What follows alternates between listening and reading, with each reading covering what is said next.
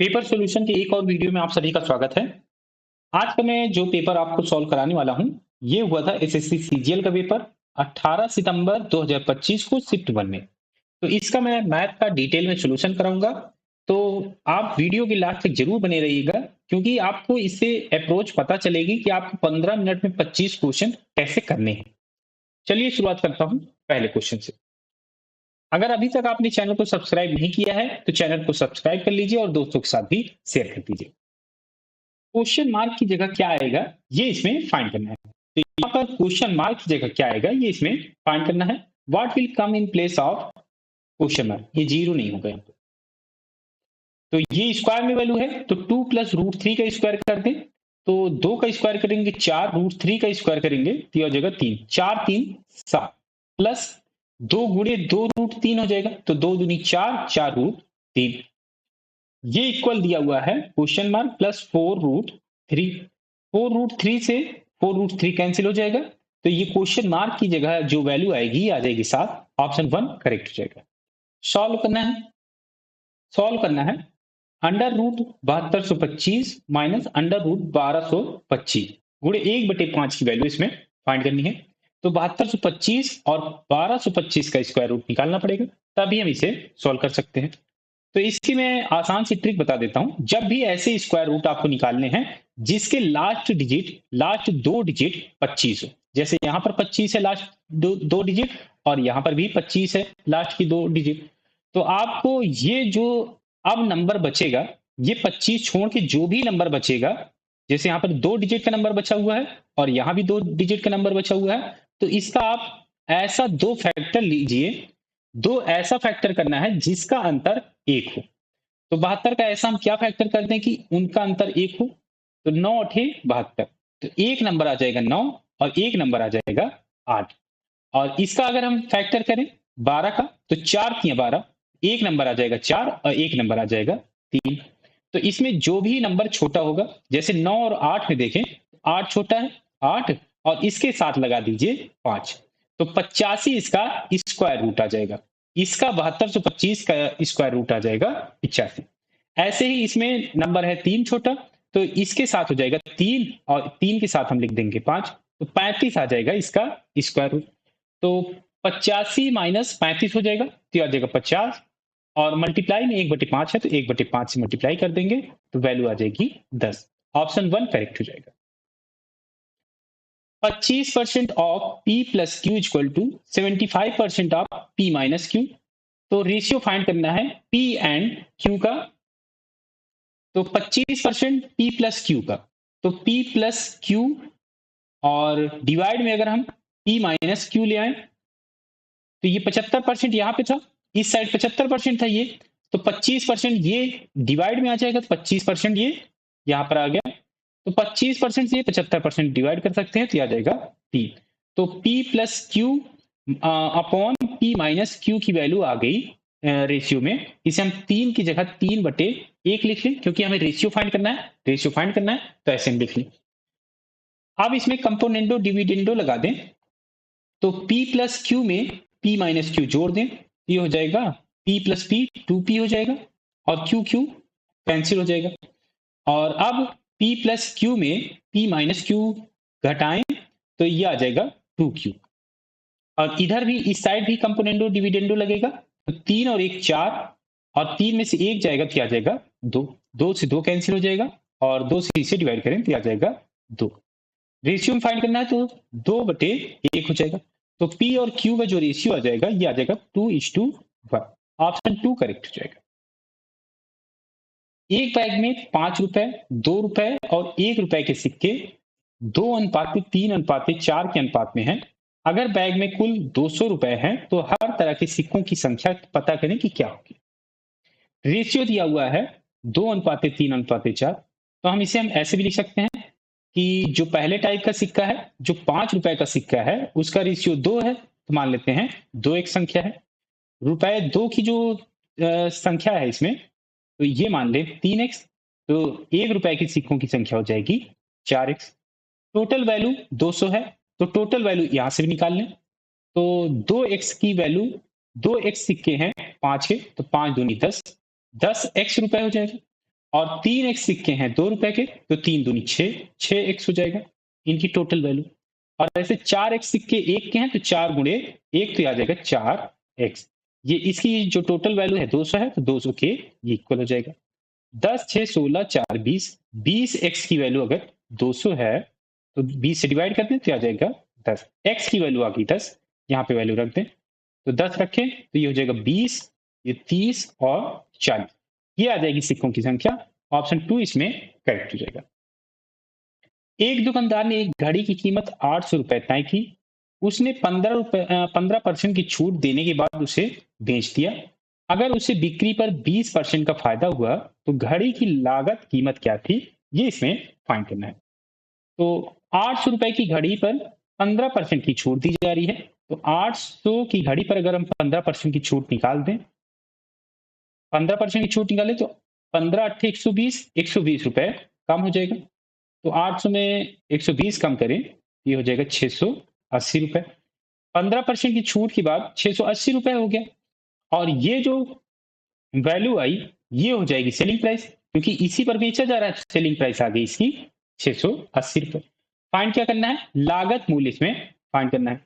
अगर लागत मूल्य हम मान लें कि 100 रुपए है, मान लेते हैं कि अगर लागत मूल्य 100 रुपए है, तो 20% का फायदा हो रहा है, तो सेलिंग प्राइस यहां से भी निकाल जा सकती है इस लागत मूल्य से। तो अगर सेलिंग प्राइस निकालें, तो 20% का लाभ हो रहा है, तो 100 रुपए में 20 जुड़ जाएगा, तो 120 आ जाएगी, 120 कीमत आ जाएगी।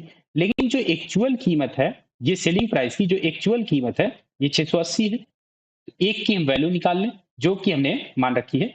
0 से 0 कैंसिल हो जाएगा, और 12 से इसे हम डिवाइड करें, 12 से डिवाइड करें तो 68/12, ये एक की कीमत आ जाएगी। लेकिन हमें कॉस्ट प्राइस फाइंड करना है, जो कि हमने 100 मान रखी थी, तो 100 से मल्टीप्लाई करते हैं, तो जो 100 हमने मान रखी थी उसकी वैल्यू आ जाएगी, जो कि कॉस्ट प्राइस के इक्वल होगी। तो सॉल्व कर लें, तो यहाँ पर 100 से मल्टीप्लाई किया है, तो 100 से इधर भी मल्टीप्लाई कर लें। 4 से डिवाइड कर सकते हैं, तो आ जाएगा 17 चौके 68, 3 1700, 17 गुणे 100 तो आ जाएगा 1700, डिवाइड में 3 आ जाएगा। सॉल्व कर लें, तो 5 3 15, 200 बचा।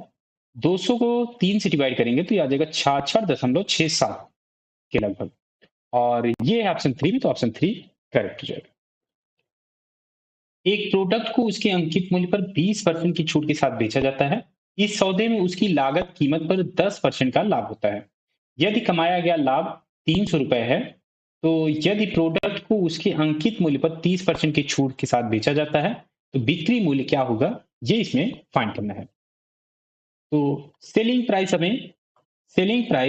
फाइंड करना है जब 30% की छूट दी जाएगी। तो छूट दी किस पे जाती है, मार्क प्राइस पर। तो सेलिंग प्राइस फाइंड करने के लिए हमें फाइंड करना पड़ेगा पहले मार्क प्राइस, क्योंकि मार्क प्राइस पर ही 30% की छूट दे देंगे। तो अगर मार्क प्राइस ही मान लें 100 है, 100 यूनिट मान करके कर लें, तो 30% की छूट दे देंगे। अगर हमें सेलिंग प्राइस फाइंड करनी है, तो 70 की वैल्यू हमें फाइंड करनी होगी।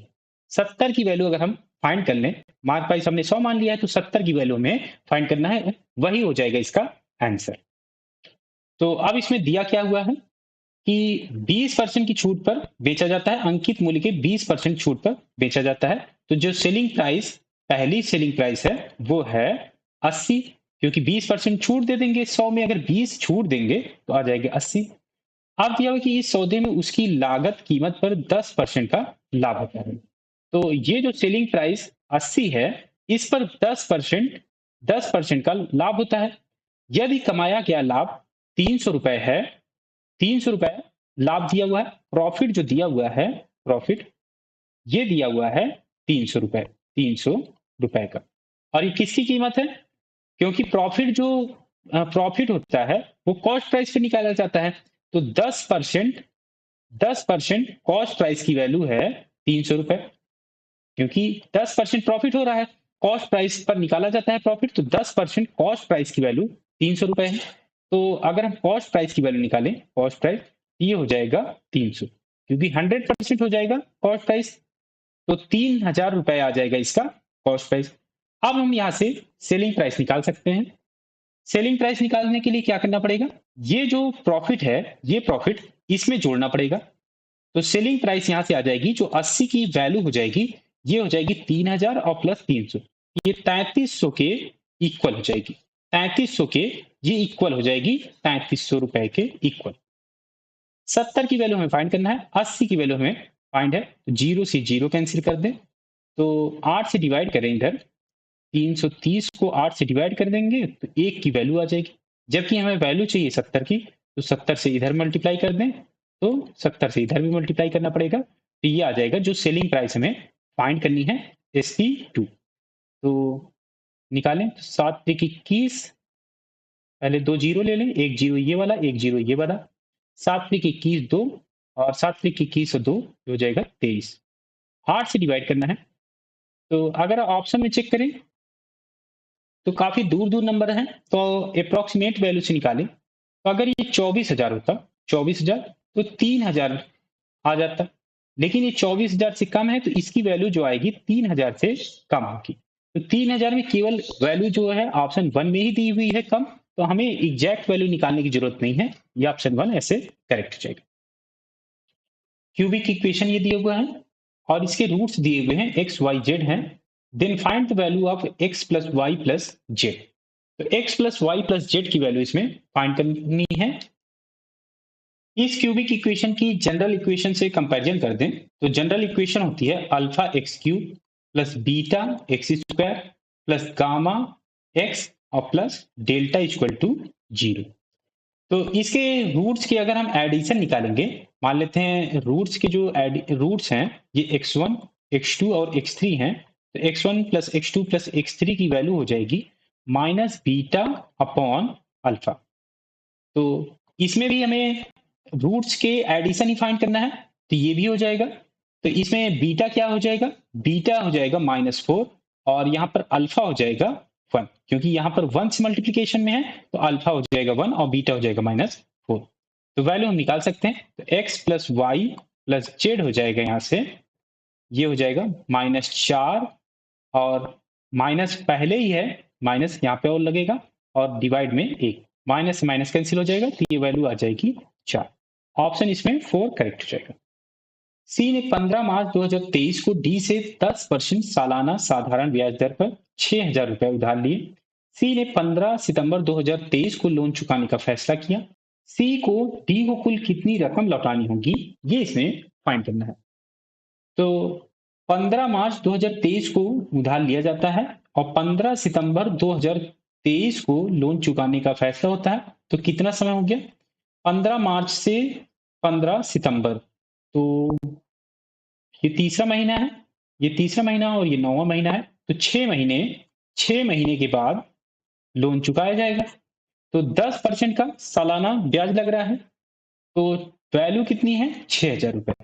6,000 रुपए पर अगर 10% का सालाना ब्याज लगता, 1 साल की लगता, तो 600 रुपए हो जाता, लेकिन ये आधे साल के लिए लग रहा है, तो 600 की जगह ये हो जाएगा, 600 का आधा 300 हो जाएगा, तो 300 रुपए ब्याज चुकाने होंगे, और रकम थी 6,000, तो 6,000 और 300 ये हो जाएगा 6300, ऑप्शन 1 करेक्ट हो जाएगा। तो आप बिना फार्मूले से ही ऐसे क्वेश्चन कर सकते हैं। एक व्यक्ति ने कुल 2200 रुपए की राशि 3 अलग अलग योजनाओं में निवेश की, जिन पर सालाना 4%, 5% और 10% की दर से साधारण ब्याज मिलता था। एक साल के आखिर में उसे तीनों योजनाओं से बराबर ब्याज मिलता है, बराबर ब्याज मिल रहा है। 5% की दर पर कितनी राशि निवेश की गई थी, ये इसमें फाइंड करना है।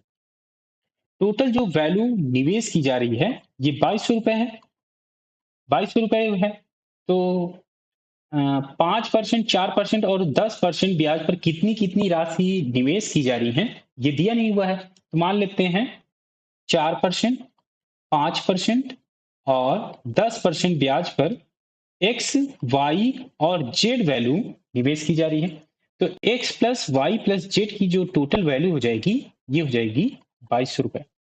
कंडीशन क्या दी हुई है कि बराबर ब्याज मिलता है, तो ये 4% पर, 5% पर और 10% पर बराबर ब्याज मिलेगा। तो अगर हम 1 साल का ब्याज निकालने तीनों में से, तो 1 साल का ब्याज कितना हो जाएगा, 4% पर हो जाएगा 4x परसेंट, और इस पर निकालें, ये हो जाएगा 5x% और सॉरी 5y% हो जाएगा ब्याज। ब्याज की बात की जा रही है इंटरेस्ट की। तो इंटरेस्ट जो हो जाएगा ये हो जाएगा 4x% और ये हो जाएगा इसके कारण वाई इन्वेस्टमेंट के कारण 5y% और इस पर निकालें तो ये हो जाएगा 10z%।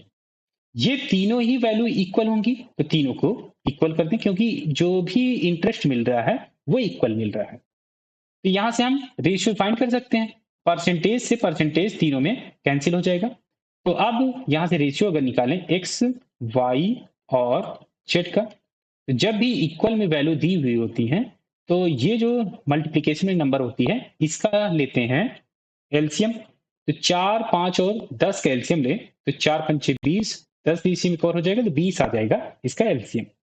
रेशियो फाइंड करना है तो 20 और इससे मल्टीप्लाई हो रहा है 4 से डिवाइड कर दें तो डायरेक्ट आ जाएगा इसका रेशियो। ऐसे ही यहाँ पर भी एलसीएम 20 था, 5 है यहाँ पर तो 5 से डिवाइड कर दें और यहाँ पे 10 है तो ये आ जाएगा 20/10। सॉल्व कर लें तो ये हो जाएगा 5:4:2। तो जो भी वैल्यू इन्वेस्टमेंट की जा रही है ये है 5:4:2 की रेशियो। फाइंड करना है 5% की दर पर। 5% की दर पर वाई वैल्यू ली जा रही है तो वाई का जो रेशियो है 4 है और टोटल कितना रेशियो है 5 4 9 9 2 11 तो 11 से डिवाइड कर दें और वैल्यू है टोटल 2200 तो 2200 से मल्टीप्लाई 11 से इसे डिवाइड करें तो आ जाएगा 200, 4 दूनी 800। तो 5% की दर पर जो राशि निवेश की जा रही है ये 800 है। ऑप्शन 2 करेक्ट हो जाएगा। 120 मीटर ऊंचे टावर के ऊपर खड़ा एक व्यक्ति टावर की विपरीत दिशाओं में मौजूद दो कारों के अवनमन कोण एंगल्स ऑफ डिप्रेशन 30 डिग्री और 45 डिग्री पाता है तो दोनों कारों के बीच की दूरी क्या होगी ये इसमें फाइंड करना है। तो एक टावर बना ले ये 120 मीटर लंबा है। क्या है कि दोनों तरफ मौजूद दो कारों का अवनमन कोण डिप्रेशन ऑफ एंगल जो है ये अगर 45 डिग्री है, ये मान लें ये 45 डिग्री है, 45 डिग्री तो एक तरफ बन रहा है 30 डिग्री कोण, ये 30 डिग्री कोण हो जाएगा। फाइंड करना है दोनों कारों के बीच की दूरी क्या है, ये दूरी फाइंड करना है कि ये दूरी क्या होगी। ये 45 डिग्री कोण बन रहा है तो ये 90 होगा, ये 90 होगा तो ये भी 45 डिग्री कोण बनेगा 45 डिग्री का। ये कोण और ये कोण इक्वल है तो इनके सामने की जो भुजाएं होंगी ये भुजा और ये भुजा भी इक्वल होगी तो ये 120 है तो ये भी 120 हो जाएगा। और इसमें देखें तो ये 90 डिग्री हो गया तो ये जो कोण बनेगा ये 60 डिग्री कोण बनेगा तो 60 डिग्री कोण बनेगा। इसकी वैल्यू और हम फाइंड कर लें तो यहां से अगर हम tan 30 डिग्री लगा दें तो लंब लंब 120 है, आधार मान लेते हैं ये x है तो x की वैल्यू निकालें √3 tan 30 डिग्री की वैल्यू होती है 1/√3। x की यहां से वैल्यू आ जाएगी 120√3 तो इसकी वैल्यू आ गई 120√3। दोनों को ऐड करते हैं क्योंकि यहां से यहां तक की पूरी डिस्टेंस चाहिए ये हो जाएगा 120 प्लस 120√3। 120 कॉमन है ये हो जाएगा √3 + 1 और ये है ऑप्शन 4 में तो ऑप्शन 4 करेक्ट हो जाएगा। एक खड़े खंभे टीएफ का आधार एफ जमीन पर है तो एक खंभा बना लें, ये एफ है और ये टी है। एफ से 25 मीटर दूर एक बिंदु ए से 25 मीटर दूर, ये 25 मीटर दूर एक बिंदु ए है। टी का उन्नयन कोण x डिग्री है तो ये जो है ये मान लेते हैं ये x डिग्री है। आप करें कि f से 75 मीटर दूर, यहां से f से ही 75 मीटर दूर तो 50 मीटर और आगे चलेंगे तो ये दिया हुआ है 75 मीटर दूर और ए वाली ही लाइन में इसी लाइन पे कहा गया है तो एक दूसरे बिंदु बी से, ये बिंदु बी है ये वाला, टी का उन्नयन कोण y डिग्री है। ये जो कोण बनेगा ये y डिग्री हो जाएगा y डिग्री। अगर खंबे की ऊंचाई 25√3 है, ये 25√3 दिया हुआ है खंबे की ऊंचाई तो x degree plus y degree का मान क्या होगा ये इसमें फाइंड करना है। तो ये हो जाएगा 90 डिग्री, 90 डिग्री हो जाएगा तो x डिग्री हम निकाल सकते हैं tan x डिग्री निकालें, tan x डिग्री निकालें तो लंब लंब बटे आधार, तो लंब 25√3 है तो ये 25 से डिवाइड होगा तो √3 आ जाएगा। और tan x डिग्री √3 कब होगा? जब x होगा 60 डिग्री, तो x की वैल्यू आ गई यहाँ से 60 डिग्री, 60 डिग्री आ गई। और अब इसमें अगर हम देखें इस वाले ट्रायंगल में, ट्रायंगल TFB में, तो ये 90 डिग्री होगा। अब tan y डिग्री निकालें, लंब लंब 25√3 है, 25√3 और डिवाइड में 25 और 50, टोटल ये यहाँ से यहाँ तक की जो डिस्टेंस होगी ये 75 मीटर हो जाएगी। तो 75 से डिवाइड, 25 ये डिवाइड करें तो आ जाएगा 3, √3 से ये डिवाइड होगा तो आ जाएगा 1/√3। तो y की डिग्री, y की वैल्यू निकालें y डिग्री की, तो ये आ जाएगा 30 डिग्री, 30 डिग्री इसकी वैल्यू आ गई। x प्लस वाई क्या हो जाएगा? 60 और 30 90 हो जाएगा, तो 90 इसका आंसर आ जाएगा, ऑप्शन 3 करेक्ट हो जाएगा। 21 सेंटीमीटर त्रिज्या वाले दो एक जैसे ठोस अर्धगोलों को पिघलाकर एक गोला बनाया जाता है। नए गोले की त्रिज्या क्या होगी, ये इसमें फाइंड करना है। दो एक जैसे गोले हैं और इनकी जो त्रिज्या दी हुई है ये 21 सेंटीमीटर दी हुई है। दो अर्धगोलों को ही पिघलाकर एक गोला बनाया जाता है, तो इनका जो आयतन होगा पहली कंडीशन और दूसरी कंडीशन में, दोनों का आयतन या कहें कि वॉल्यूम जो होगा वो सेम होगा। तो अर्धगोले का आयतन कितना होता है? ये होगा 2/3 पाई आर, आर है 21, तो 21 का क्यूब हो जाएगा। और दो गोले हैं तो दो गोलों की ये आ जाएगा टोटल वॉल्यूम, आयतन। और ये किसके इक्वल होगा? जो एक नया गोला बनाया जाता है उसका। त्रिज्या फाइंड करनी है, त्रिज्या मान लेते हैं आर है, तो ये हो जाएगा गोले का आयतन क्या होता है? 4/3 पाई आर क्यूब। तो पाई से पाई कैंसिल हो जाएगा, 2/3 से इसे कैंसिल करें तो आ जाएगा 2, 2 से ये 2 कैंसिल हो जाएगा, तो आर क्यूब की वैल्यू यहां से आ जाएगी 21 का क्यूब।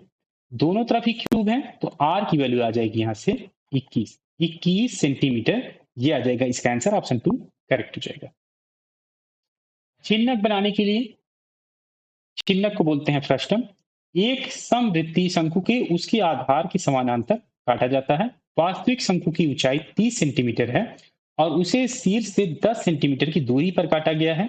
तो फ्रस्टम जो चिन्हक बनेगा और पूरे शंकु के आयतन का अनुपात क्या होगा, ये इसमें फाइंड करना है। तो एक अगर हम शंकु बना दें, जैसे ऐसे ही शंकु बने हुए, कहा गया है कि ये जो टोटल ऊंचाई है, इसकी पूरी ऊंचाई है शंकु की, कोन की, ये 30 सेंटीमीटर है। और ऊपर से 10 सेंटीमीटर पर अगर इसे काट दें, 10 सेंटीमीटर लगभग इतना होगा, तो यहाँ से अगर इसे हम काट दें तो ये एक फ्रस्टम की तरह होगा। फ्रस्टम, ये जो पार्ट होगा, ये यहाँ से नीचे की तरफ जो पार्ट होगा ये फ्रस्टम की तरह होगा, छिन्नक की तरह। तो इसका ये जो आयतन बनेगा और ये पूरा जो शंकु का आयतन बनेगा, इसका अनुपात इसमें पूछा गया है। तो शंकु काटा जा रहा है, शंकु काटा जा रहा है, तो इसका जो आयतन होता है काटने के बाद, जो छोटा शंकु बनेगा और जो बड़ा शंकु बनेगा, उसका रेशियो हो जाएगा, उसका रेशियो हो जाएगा जितना इनका ऊंचाई का रेशियो होगा उसका क्यूब इनका रेशियो होगा आयतन का। तो इनकी ऊंचाई, पहले की ऊंचाई 10 है, दूसरे की ऊंचाई, पूरे की ऊंचाई, क्योंकि पूरे की ऊंचाई 30 होगी, ये छोटा शंकु बनेगा। यहां से ये जो वाला जो पार्ट है ये ऐसे छोटा शंकु बनेगा और पूरा जो शंकु बनेगा इसकी ऊंचाई 30 है, छोटे शंकु की ऊंचाई 10 है, तो इसका क्यूब कर देंगे तो ये हो जाएगा इसका वॉल्यूम का रेशियो, आयतन का रेशियो हो जाएगा। तो 10 से अगर हम इसे कैंसिल करें क्योंकि क्यूब में ही है, तो ये आ जाएगा यहाँ से, इनका जो रेशियो हो जाएगा ये हो जाएगा 1:27, क्योंकि 10 से अगर हम डिवाइड करेंगे तो ये आ जाएगा 3 और ये हो जाएगा 3 का क्यूब, तो ये हो जाएगा 1:27।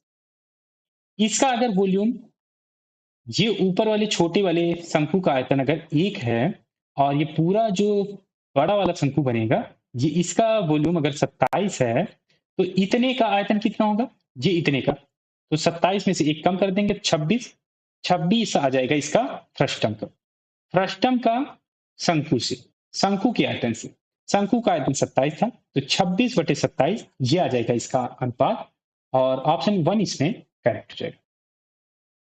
एक रेगुलर अष्टभुज है, एक रेगुलर चतुर्भुज की भुजा की आधी है। जो उसका भुजा होगी अष्टभुज की, वो रेगुलर चतुर्भुज क्वाड्रिलेटरल के आधी दिया हुआ है भुजा। अगर चतुर्भुज का परिमाप 20 सेंटीमीटर है, तो अष्टभुज का परिमाप क्या होगा, ये इसमें फाइंड करना है। चतुर्भुज है, चतुर्भुज तो दिया हुआ नहीं है कि कौन सा है। मान लेते हैं चतुर्भुज जो दिया हुआ है ये स्क्वायर है, वर्ग, तो इसका भुजा निकालें तो भुजा हो जाएगी 4 से डिवाइड करना पड़ेगा परिमाप को, तो भुजा निकल आएगी, तो 4 से डिवाइड करेंगे तो आ जाएगी 5। अष्टभुज की जो भुजा होगी, अष्टभुज की भुजा जो है, जो चतुर्भुज दिया हुआ है उसकी भुजा की आधी है। तो जो ऑक्टागन है, ऑक्टागन, इसका जो साइड होगा, इसका साइड हो जाएगा 5/2, इसका आधा, तो 5/2 इसका साइड आ गया। परिमाप इसमें फाइंड करना है, तो 8 भुजाएं हैं, तो परिमाप आ जाएगा पेरीमीटर 5/2 गुणे 8, जितनी भुजाएं होंगी उतने से मल्टीप्लाई हो जाएगा, तो 2 से डिवाइड करें, ये आ जाएगा 4, 4 पंचे 20, 20 इसका आंसर आ जाएगा, ऑप्शन 2 करेक्ट हो जाएगा। एक सजावटी खंभा रेगुलर षटभुज प्रिज्म के आकार का है, उसके आधार की भुजा की लंबाई 10 सेंटीमीटर है। यह खंभा कई हिस्सों से बना हुआ है और उनकी ऊंचाइयां एक अरिथमेटिक प्रोग्रेशन समांतर श्रेणी में बनाती है। पहला हिस्सा 5 सेंटीमीटर ऊंचा है, उसके बाद का हर हिस्सा पिछले हिस्से से 2 सेंटीमीटर ऊंचा है। अगर खंभे में कुल 4 हिस्से हैं, 4 हिस्सा दिया हुआ है, तो खंभे का कुल आयतन ज्ञात कीजिए कि क्या होगा। आयतन होता कितना है, आयतन या कहें जो वॉल्यूम होगा, आधार का आधार का क्षेत्रफल, आधार का क्षेत्रफल गुणे ऊंचाई, ऊंचाई। आधार का क्षेत्रफल निकाल सकते हैं, क्योंकि ये दिया हुआ है रेगुलर षटभुज, रेगुलर षटभुज दिया हुआ है। षटभुज का क्षेत्रफल क्या होगा, षटभुज जो होता है 6 समबाहु त्रिभुज से बना होता है, समबाहु त्रिभुज से 6 समबाहु त्रिभुज से बना होता है। तो अगर एक समबाहु त्रिभुज का अगर हम क्षेत्रफल निकाल लें और उसे 6 से मल्टीप्लाई कर दें, तो रेगुलर जो षटभुज होगा उसका क्षेत्रफल फाइंड हो जाएगा। तो आधार का जो क्षेत्रफल होगा वो रेगुलर षटभुज का जो क्षेत्रफल होगा उसके बराबर होगा। तो 6 गुणे और समबाहु त्रिभुज का जो क्षेत्रफल होता है, इक्विलेटरल ट्राइंगल का जो एरिया होगा वो हो जाएगा √3/4 इंटू भुजा, भुजा कहें कि साइड का स्क्वायर, साइड दिया हुआ है 10 सेंटीमीटर, तो 10 का स्क्वायर करेंगे तो आ जाएगा 100। ऊंचाई, ऊंचाई क्या होगी इसमें, ऊंचाई दिया हुआ है कि 4 हिस्से हैं, कुल 4 हिस्से हैं, और ये जो 4 हिस्से हैं ऊंचाइयां अलग अलग दी हुई है। पहले की 5 दी हुई है, और इसमें जो अगला हिस्सा आएगा हर हिस्सा 2 सेंटीमीटर ऊंचा होगा। तो 5 में 2 बढ़ा देंगे तो 7, फिर 2 बढ़ाएंगे 9, और 2 बढ़ाएंगे तो 11। तो पहली ऊंचाई 5 की है, दूसरी 7 की है, फिर 9 की, फिर 11 की है। तो 4 हिस्से हैं, अलग अलग इनका क्षेत्रफल आयतन निकालना पड़ेगा, क्योंकि 4 भाग हैं तो अलग अलग आयतन निकालना पड़ेगा। तो इससे अच्छा क्या करें, क्योंकि हमें निकाल के आयतन, अलग अलग निकाल के आयतन सबको जोड़ना पड़ेगा, तो इससे अच्छा सभी ऊंचाइयों को ही जोड़ लें। तो इकट्ठे जोड़ के और मल्टीप्लाई कर देंगे तो आयतन इसका फाइंड हो जाएगा। तो 11 9 20, 20 7 27, 27 5 32, 32 आ जाएगी टोटल ऊंचाई। तो 32 से इसमें मल्टीप्लाई कर दें, तो 4 से ये डिवाइड होगा तो आ जाएगा 8, 8 छंग 48, 48 गुणे 100 तो 4800 और √3, ये आ जाएगा इसका आयतन, और ये है ऑप्शन 2 में, तो ऑप्शन 2 करेक्ट हो जाएगा। Find the mid point of segment joining 3 4 and 7 8, 3 4 और 7 8 को जोड़ने वाले रेखाखंड का मध्य बिंदु इसमें फाइंड करना है।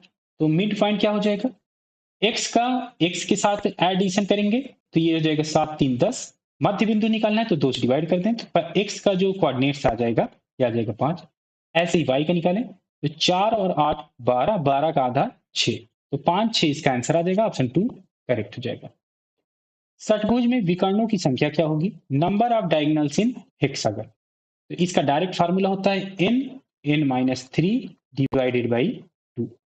हेक्सागन है तो n की वैल्यू यहाँ से आ जाएगी 6, तो 6 रख दें, ये हो जाएगा 6 गुणे 6 में से 3 गए 3 डिवाइड में 2, 2 से ये कटेगा तो 3, 3 से 9, 9 आ जाएगा इसका आंसर, ऑप्शन 2 करेक्ट हो जाएगा। त्रिभुज एबीसी का केंद्रक बिंदु जी 4 5 पर है, एक शीर्ष 2 3 पर स्थित है। यदि बिंदु डी भुजा बीसी का मध्य बिंदु है तो डी की निर्देशांक क्या है, ये इसमें फाइंड करना है।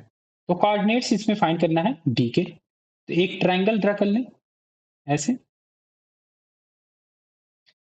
भुजा बीसी का मध्य बिंदु डी दिया हुआ है, तो माध्यिका बनानी पड़ेगी क्योंकि केंद्रक भी बनाना है। तो ये बीसी ले लें और ये ए ले लें, तो यहाँ से एक मीडियन ड्रा करेंगे, तो इसे 2 बराबर भागों में बीसी को डिवाइड करेगा और ये पॉइंट जो होगा ये डी होगा। केंद्रक बिंदु भी दिया हुआ है, ये केंद्रक हो जाएगा यहाँ पर, ये जी दिया हुआ है, इसके निर्देशांक 4 5 दिए हुए हैं और ए के जो शीर्ष के निर्देशांक दिए हुए हैं ये 2 3 दिया हुआ है। फाइंड करना है डी के निर्देशांक, तो डी के निर्देशांक मान लें ये हैं x, y। x, y की वैल्यू इसमें फाइंड करना है। तो जो केंद्रक होता है वो मीडियन को या कहें कि माध्यिका को 2:1 के अनुपात में विभाजित करता है। तो इसमें विभाजन वाला फार्मूला लगा दें। तो x के कोऑर्डिनेट्स 4 हैं तो 4 इक्वल हो जाएगा 1 गुणे 2, क्योंकि x का कोऑर्डिनेट्स के क्रॉस मल्टीप्लाई होगा, 1 गुणे 2 तो 2 और प्लस 2 का x के साथ मल्टीप्लाई हो जाएगा, x के कोऑर्डिनेट्स के साथ, ये हो जाएगा 2x डिवाइड में 2 और 1 3, 3 से डिवाइड कर दें, तो यहाँ से हम x की वैल्यू निकाल सकते हैं। 4 3 12, 12 में से 2 जाएगा 10, 10 को 2 से डिवाइड करना पड़ेगा, तो x की वैल्यू यहाँ से आ जाएगी 5, 5 आ गई। ऐसे ही y की निकालें, y के कोऑर्डिनेट्स 5 है, 5 ये इक्वल हो जाएगा, इसे मिटा दें, क्रॉस मल्टीप्लाई होगा, तो 1 का 3 के साथ और 2 का y के साथ, तो 1 का 3 के साथ तो 3 और प्लस हो जाएगा 2 गुणे y तो 2y और ये हो जाएगा 2 और 1 3। यहाँ से y की वैल्यू निकालें हम, तो 5 या 15, 15 में से 3 गया तो 12, 12 को 2 से डिवाइड करेंगे तो y की वैल्यू आ जाएगी 6। तो कोऑर्डिनेट्स आ जाएंगे 5, 6, ऑप्शन 1 करेक्ट हो जाएगा। वैल्यू दी हुई है, एक ही इक्वेशन दिया हुआ है, तो इसमें x की वैल्यू फाइंड करनी है। तो इस तरह के क्वेश्चन में आपको क्या करना है, अगर आप इसे स्क्वायर करेंगे तो आपको बहुत टाइम लगेगा, हो सकता है कि आप सॉल्व भी ना कर पाए। तो ऐसे जब कंडीशन में आपको क्या करना है कि ऑप्शन से ही आप सेटिस्फाई कर लीजिए कि जो भी नंबर इसको सेटिस्फाई करेगा इस इक्वेशन को वही इसका आंसर हो जाएगा। तो x की वैल्यू रखनी है तो आसानी से हम इसमें रख सकते हैं। 5 वैल्यू रखें, पहले ऑप्शन 1 चेक करें, तो 5 3 8 अंडर रूट में वैल्यू आ जाएगी, जबकि अंडर रूट की जगह में प्रॉपर वैल्यू चाहिए, तो ये ऑप्शन तो नहीं होगा। ऑप्शन 2 चेक करें, तो x की वैल्यू अगर हम 6 रखें तो 6 3 9, इसका स्क्वायर रूट 3 हो जाएगा, और 6 यहाँ पे रखें तो 6 में से 2 जाएगा तो 4, 4 का स्क्वायर रूट भी निकाला जा सकता है, तो यह आ जाएगा 2, 3 और 2 5 हो जाएंगे जो कि 5 के इक्वल है, तो ये इक्वेशन सेटिस्फाई होगी। तो ऑप्शन 2 इसमें करेक्ट हो जाएगा, क्योंकि यहीं से आंसर मिल गया है, तो हमें ऑप्शन 3 और 4 चेक करने की जरूरत नहीं है। दो वृत्तों को जोड़ने वाली एक सामान्य आंतरिक स्पर्श रेखा 9 सेंटीमीटर लंबी है, वृत्तों के केंद्र की बीच की दूरी 15 सेंटीमीटर है। यदि बड़े वृत्त की त्रिज्या 8 सेंटीमीटर है, स्पर्श रेखा टेंजेंट जो दी हुई है ये 9 सेंटीमीटर है, वृत्तों के केंद्र के बीच की दूरी जो डिस्टेंस दी हुई है ये 15 सेंटीमीटर है, और बड़े वृत्त की त्रिज्या कैपिटल आर की वैल्यू दी हुई है 8 सेंटीमीटर, छोटे वृत्त की त्रिज्या इसमें पूछी गई है, स्मॉल आर की वैल्यू इसमें फाइंड करनी है। तो सामान्य आंतरिक स्पर्श रेखा है, तो ना तो इसमें बताया गया है कि ये कॉमन टेंजेंट है या कि ये ट्रांसवर्स टेंजेंट है, तो दोनों हमें चेक करना पड़ेगा कि ये है किसका। तो अगर कॉमन टेंजेंट की डायरेक्ट कॉमन टेंजेंट का फार्मूला लिखें, ये हो जाएगा under root d square minus R minus small r का होल स्क्वायर, ये हो जाएगा। अब टेंजेंट अगर 9 है, यहाँ पे 9 रख दें, और डिस्टेंस यहाँ पे 15 का स्क्वायर और minus R minus small r, 8 में से स्मॉल आर घट जाएगा तो ये हो जाएगा होल स्क्वायर। तो इसे हम स्क्वायर करें दोनों तरफ, ये हो जाएगा 9 9 81 और ये हो जाएगा 15 का स्क्वायर, ये हो जाएगा 225 माइनस 8 माइनस आर का होल स्क्वायर। ये इस साइड आएगा तो 225 में से 81 घटेगा 144 हो जाएगा, 144।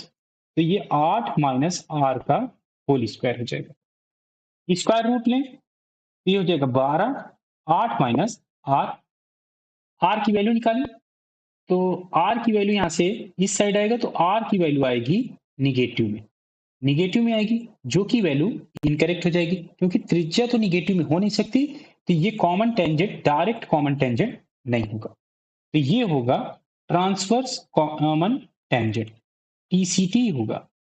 तो ये हो जाएगा, इसका फार्मूला होता है d square minus R plus small r का होल स्क्वायर। टीसीटी ये 9 दिया हुआ है और डी की वैल्यू 15, तो इसको स्क्वायर ही कर लेते हैं दोनों साइड, तो 9 का स्क्वायर करेंगे ये हो जाएगा 81 और डी 15 है तो ये हो जाएगा 225 माइनस आर की वैल्यू 8 है और स्मॉल आर की वैल्यू फाइंड करना है, ये हो जाएगा स्क्वायर 8 प्लस आर का होल स्क्वायर और 81 इधर आएगा तो ये हो जाएगा 144। तो 8 प्लस आर की वैल्यू यहाँ से आ जाएगी 12, आर की वैल्यू निकाल सकते हैं तो 8 घटेगा तो आ जाएगा 4, 4 इसकी वैल्यू हो जाएगी, ऑप्शन 1 करेक्ट हो जाएगा। एक चक्रीय चतुर्भुज एबीसीडी में एबी वृत्त का व्यास है, तो एक अगर वृत्त बना ले, वृत्त, तो ये जो व्यास होगा ये है ए और बी हो जाएंगे, ए बी पॉइंट हो जाएंगे। एबीसीडी चतुर्भुज है तो अगर हम चतुर्भुज बना लें इसको, ये ऐसे, ये सी पॉइंट होगा, ये डी होगा।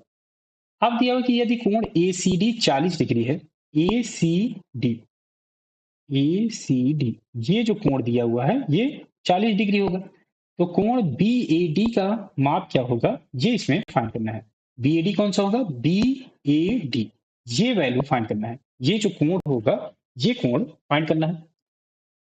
ये अर्धवृत्त होगा, ये वाला जो पार्ट होगा ए बी सी डी यहां से यहां तक जो पार्ट होगा ये जो होगा ये अर्धवृत्त होगा। तो अर्धवृत्त में जो भी ट्राइंगल बनता है, ये ट्राइंगल बन रहा है A C B, triangle A C B में आप देखेंगे तो ये जो कोण होगा ये 90 डिग्री बनेगा, तो इसमें एंगल जो होगा ए सी बी जो हो जाएगा ये 90 डिग्री होगा, तो यहां से यहां तक जो टोटल वैल्यू हो जाएगी कोण की 90 और 40 130 हो जाएगी, और हमें फाइंड करना है इसका, तो ये दो एक दूसरे के अपोजिट हैं, अपोजिट एंगल चक्रीय चतुर्भुज में अपोजिट एंगल की जो वैल्यू होती है, एडिशन की जो वैल्यू होती है वो 180 डिग्री के इक्वल होती है, तो ये हो जाएगा 130, तो ये और प्लस मान लेते हैं ये अगर x डिग्री है, x डिग्री का जो वैल्यू होगी 130 प्लस x की वैल्यू 180 डिग्री के इक्वल होगी, x की वैल्यू हम यहाँ से निकाल सकते हैं, इधर जाएगा तो आ जाएगा 50 डिग्री, यही इसमें फाइंड करना था, ऑप्शन 2 करेक्ट हो जाएगा।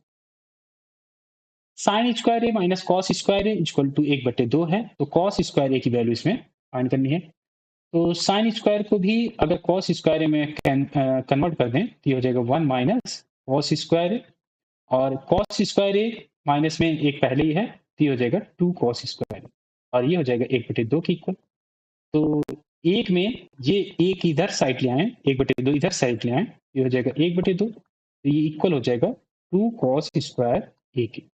कॉस स्क्वायर ए की वैल्यू चाहिए तो कॉस स्क्वायर ए हो जाएगा 1/4, ऑप्शन 2 करेक्ट हो जाएगा। कॉट ए की वैल्यू दिया हुआ है x plus 1/x, cosec square A की वैल्यू इसमें फाइंड करनी है। कॉसेक स्क्वायर ए क्या होता है कॉट स्क्वायर के टर्म में, ये हो जाएगा 1 प्लस कॉट स्क्वायर ए, तो कॉट स्क्वायर ए की वैल्यू हम यहाँ से रख सकते हैं, तो रख दें, तो 1 तो पहले ही है, और अब इसका स्क्वायर करें तो x का स्क्वायर प्लस 1/x का स्क्वायर और प्लस 2x इंटू 1/x, तो ये हो जाएगा 2, तो इसे सॉल्व करें तो याद जाएगा x square plus 1/x square, 2 ये और एक ये 3, तो ये आ जाएगा इसका आंसर, और इसमें ऑप्शन 3 करेक्ट हो जाएगा।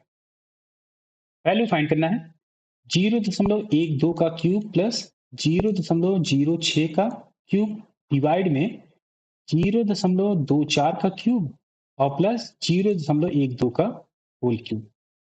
अगर आप इसमें ध्यान से देखें तो 0.12 में अगर हम 2 का मल्टीप्लाई कर दें तो ये 0.24 इसके इक्वल हो जाएगा, और इसमें अगर हम 2 का मल्टीप्लाई करेंगे तो ये इसके इक्वल हो जाएगा।